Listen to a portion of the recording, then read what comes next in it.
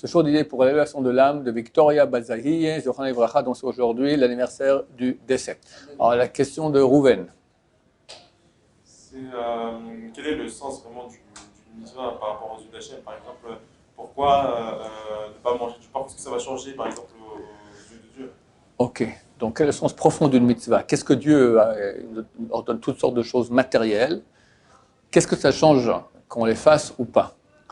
Bon, certainement on parle de choses extrêmement hautes, comme on a déjà expliqué dans différents cours, même dans la divinité elle-même, il y a 613 lumières qui correspondent aux 613, desquelles découlent les 613 mitzvot.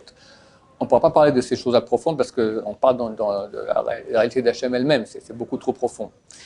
On va parler de plusieurs aspects. Premier aspect, Hachem veut se brancher avec nous. Enfin, il veut nous donner le grand cadeau qui est lui-même. Dieu peut nous donner beaucoup de bonnes choses, mais quelle est la meilleure chose qu'il peut nous donner? Lui-même. Et ben, il va me dire, branche-toi avec moi. C'est le plus grand cadeau qu'il puisse y avoir. Et dans ce monde, et surtout dans la Maba. Parce que dans ce monde, on reçoit d'abord très très peu, parce que c'est dur de percevoir Hachem. Parce que ça prend du temps, on va dire. Et on arrive, mais c'est un travail à longue haleine. Mais dans la Maba, il n'y a que cette réalité-là, qui est Hachem. Mais déjà ici, ça donne beaucoup. Au niveau de la perception qu'on peut arriver au bout du moment à aimer Hachem, à être en relation avec lui, à prier avec lui, etc. Et ça mène à bracha. C'est clair que partout où il y a Hachem, il y a la bracha, la bénédiction. Partout où il manque Hachem, tu as la malédiction. Alors, comment faire pour se brancher avec Hachem? Ça passe par le mot qui s'appelle mitzvah, par la chose qui s'appelle mitzvah. Mitzvah, c'est un du mot tzavta. Tzavta qui signifie équipe, accompagnement. D'accord? Quand tu fais une mitzvah, tu t'unis avec Hachem. Plus profondément, comme j'ai expliqué des dizaines de fois et un peu plus ici, les deux dernières lettres du mot mitzvah sont les lettres Vav Hei, qui sont les deux dernières lettres du nom de Dieu. Les deux premières lettres du mot mitzvah sont les mêmes tzadik, et en Atbash, en alphabet mystique, le Aleph correspond première lettre au Taf dernière lettre, le Bet deuxième lettre correspond au Shin avant-dernière lettre, Gimel, Resh, Dalet, Kouf, etc. D'après cet alphabet mystique, les deux premières lettres du mot mitzvah, Mem et tzadik, correspondent à Yud et puis Hei. Donc on a en fait, quand on fait une mitzvah, on crée une réalité de Yud et puis Hei et puis Vav et puis le nom ineffable. D'accord? C'est une contraction qui était, est et sera, c'est-à-dire éternel. Tu te branches à l'éternité. Tout dans ce monde est mortel. Tout disparaît. Donc c'est faux. Quand je dis ce stylo, il est là, c'est un stylo, c'est vrai. Mais c'est une vérité très aléatoire. Dans quelques mois, il n'existe plus ce stylo. La table, elle tient 50 ans. Nous, pas grand, on ne sait pas combien de temps, mais un certain temps. D'accord? Le bâtiment, 300-400 ans. L'univers, alors d'après les scientifiques, quelques milliards d'années encore. D'après la Torah, pas longtemps non plus. Il n'y a rien qui reste. La seule chose qui reste, c'est Hachem. Maintenant, Dieu veut nous donner le plus grand cadeau, être. Être, mais être, c'est pas être un stylo. D'accord? Une envie physique que nous avons, notre plus grande ennemie, c'est nos envies physiques, la paresse.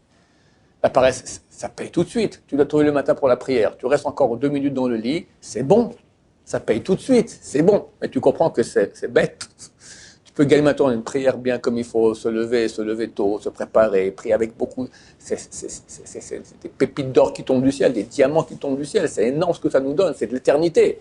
On a perdu ça avec des bêtises, d'accord? Regarder une fille dans la rue, un contact physique avec une femme interdite, manger un truc, faire la bracha trop rapidement, ne pas faire la bracha, toutes ces choses-là.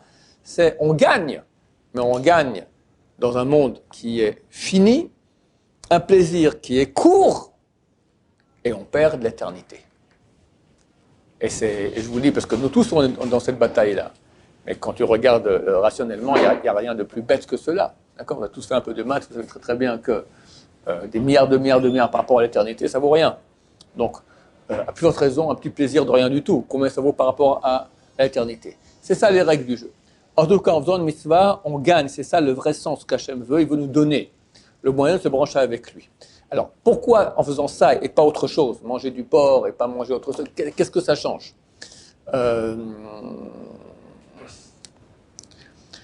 Dieu, pour nous laisser le libre arbitre dans ce monde-là, a créé, il y a 3 catégories. Il y a le saint, il y a le neutre et il y a l'impur.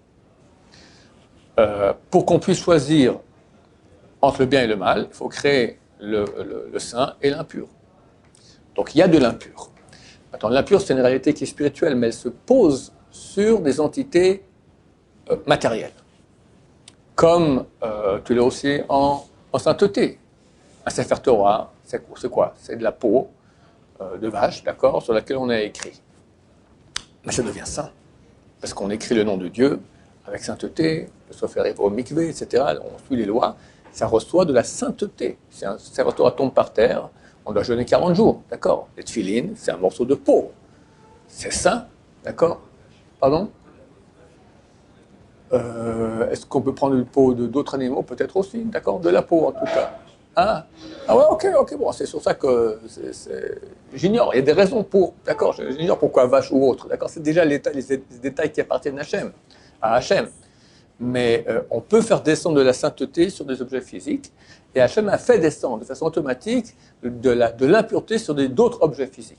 Alors, les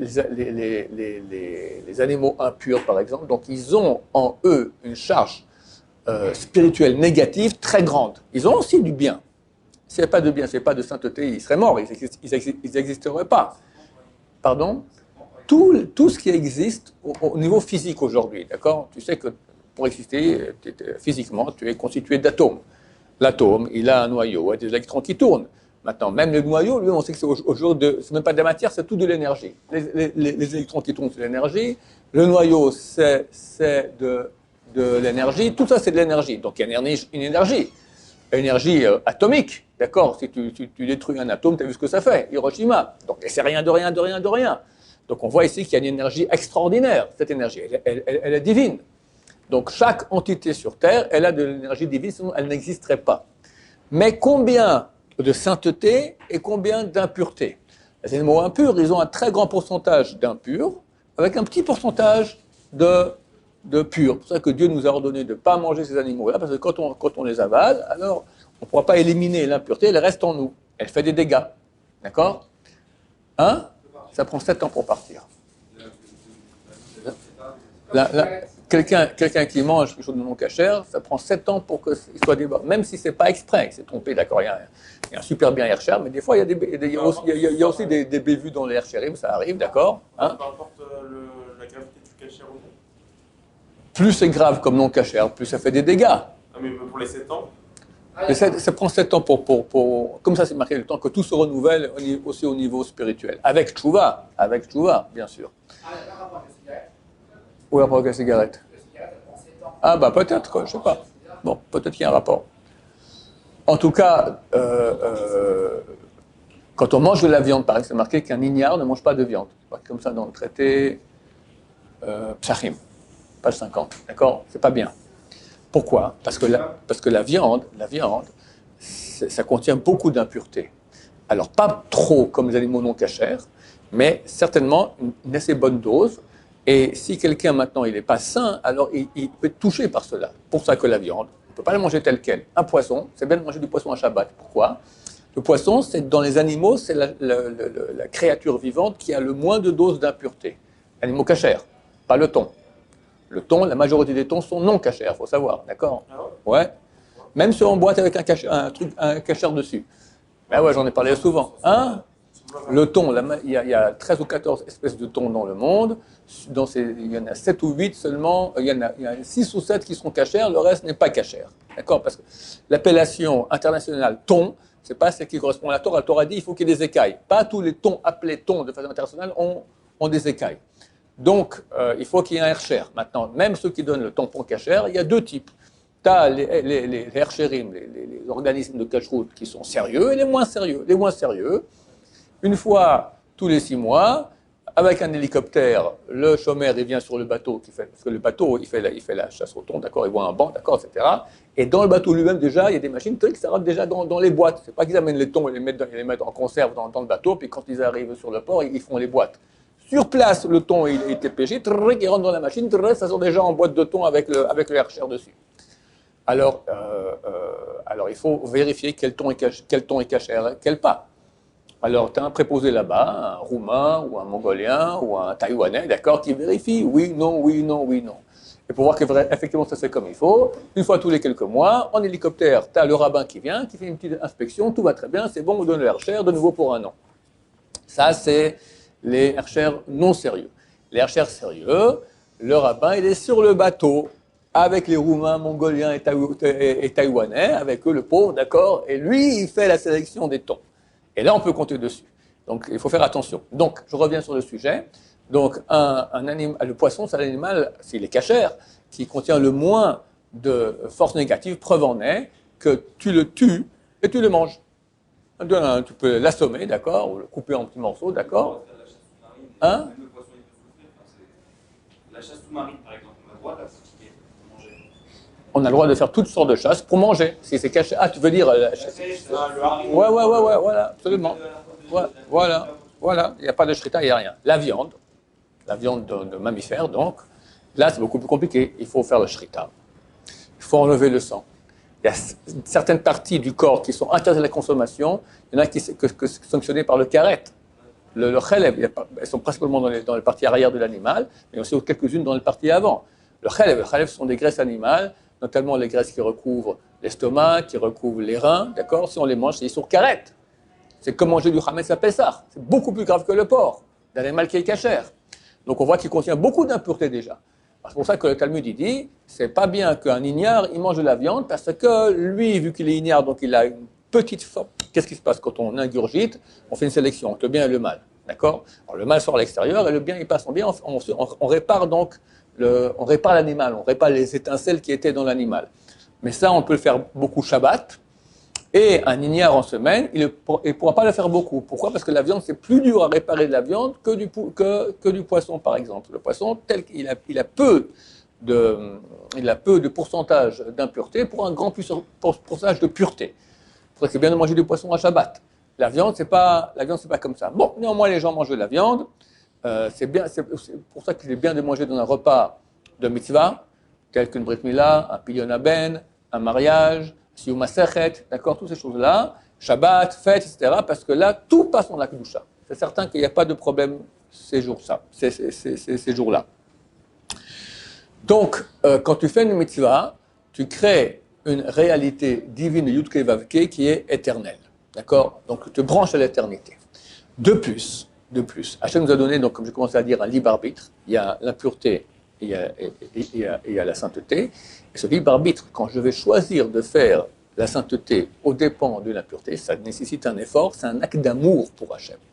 C'est vrai que je peux le faire parce que j'ai peur d'aller en enfer, je peux le faire parce que je veux aller au paradis, je peux le faire parce que j'aurai sur mon permis de conduire, je veux une bonne santé, je veux un bon chidour, etc.